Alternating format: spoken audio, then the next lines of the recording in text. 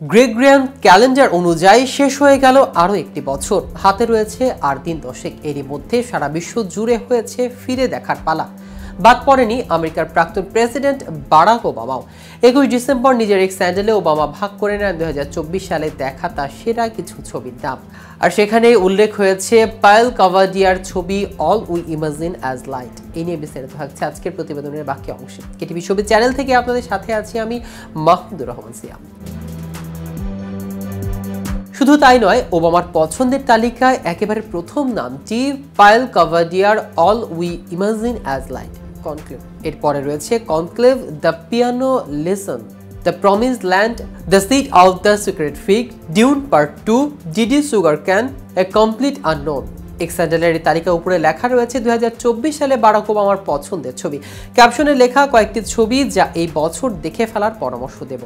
গত মে মাসে all we imagine as light ছবির জন্য গ্র্যান্ড প্রি সম্মান পান ভারতীয় পরিচালক পায়েল কাভাডিয়া।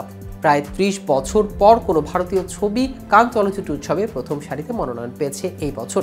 কানের সর্বোচ্চ সম্মান পামজিউর অল্পের জন্য হাতছাড়া হলে উৎসবের দ্বিতীয় সর্বোচ্চ সম্মান গ্র্যান্ড প্রি পুরস্কার জিতেছেন পায়েল। অন্ধ্রপ্রদেশের কন্যার বানানো ছবি, যা কিনা একান্তই ভারতীয় প্রেক্ষাপটে নির্মিত, তাই বারাক ওবামার পছন্দের তালিকায় প্রথমে নাম তুলেছে। স্বাভাবিকভাবেই নেটাগরিকদের মধ্যে উৎসাহ চোখে পড়ার মতো। অন্যদিকে হিন্দি ছবির অন্যতম দুই জনপ্রিয় এবং আইকনিক ছবি থ্রি ইডিয়টস ও মুন্না ভাই এর সিকুয়েল আসতে চলেছে। ছবির প্রযোজক বিধু বিনোদ চোপড়া এমনই এক সুখবর দিয়েছে। ভারতীয় সংবাদ মাধ্যম হিন্দুস্তান টাইমসে এক প্রতিবেদনে বলা হয়েছে, সম্প্রতি বিধু বিনোদ চোপড়া তার একটি ডকুমেন্টারি ছবির প্রচারে এসে এই ছবি দুটির সিকুয়েল নিয়ে কথা বলেছে। তিনি এদিন কথার প্রসঙ্গে জানান, আমি টু ইডিয়টস ও মুন্না ভাই 3 দুটো ছবি লিখেছি। আর তাছাড়া আমি চেষ্টা করছি যাতে বাচ্চাদের জন্য একটা ছবি বানানো যায়, যদিও এখনো সেই ছবির নাম ঠিক করা যায়নি। এছাড়া আমি একটা হরর কমেডি লিখেছি, সেটা দারুণ ইন্টারেস্টিং হতে চলেছে। বিনোদ আরও বলেন, প্রথমে আমরা 1 থেকে 2 বছর ধরে লিখবো, তারপর সেটা থেকে ছবি বানাতে হবে। আশা করি টু ইডিয়টস ও মুন্না ভাই 3 আসবে। উল্লেখ্য, থ্রি ইডিয়টস এবং মুন্না ভাই ফ্র্যাঞ্চাইজি দুটি ছবি, অর্থাৎ লাগে রাহু মুন্না ভাই এবং মুন্না ভাই বিবিএস ছবি 3টি রাজকুমার হিরানি পরিচালনা করেছেন এবং প্রযোজনায় ছিলেন বিধু বিনোদ চোপড়া।